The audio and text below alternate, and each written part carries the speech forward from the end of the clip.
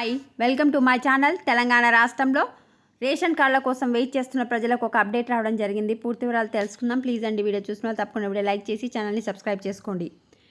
తెలంగాణ రాష్ట్రంలో మార్చి నెలలో 1 కోటి రేషన్ కార్డులు అయితే తెలంగాణ ప్రభుత్వం ఇవ్వడం జరుగుతుంది. పాతవి కొత్తవి కలిపి 1 కోటి రేషన్ కార్డులు. ఈసారి రేషన్ కార్డుల సైజు వచ్చేసి ఏటీఎం కార్డు, పాన్ కార్డు ఉంటాయి కదా, అట్లా సైజులో ఉంటాయి.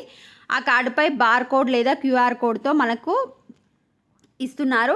ఆ QR code or bar code ఇట్లా స్కాన్ చేసేస్తే మన కుటుంబ సభ్యుల పేర్లు, details, address, ration shop details అయితే అన్నీ రావడం జరుగుతుంది. ఈసారి మహిళల పేరు మీద కార్డు ఇస్తుంది.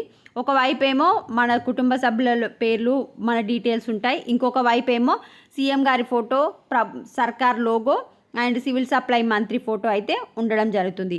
ఇప్పుడు ఎలక్షన్ కోడ్ అమల్లో ఉంది తెలంగాణ రాష్ట్రంలో కనుక ఇప్పుడు ఎలక్షన్ కోడ్ అమలు లేని జిల్లాలు మహబూబ్ నగర్, రంగారెడ్డి, హైదరాబాద్లో మార్చి 1న అయితే మనకు లక్ష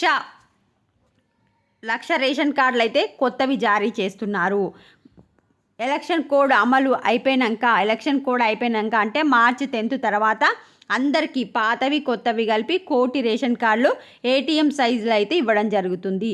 ఒకేసారి కార్డులు అండ్ సన్న బియ్యం పంపిణీ అయితే చేస్తారు. ఉగాదికి అన్నారు కనుక ఉగాది నుంచి మనకు కొత్త రేషన్ కార్డులు, సన్న బియ్యం అయితే పంపిణీ చేస్తుంది.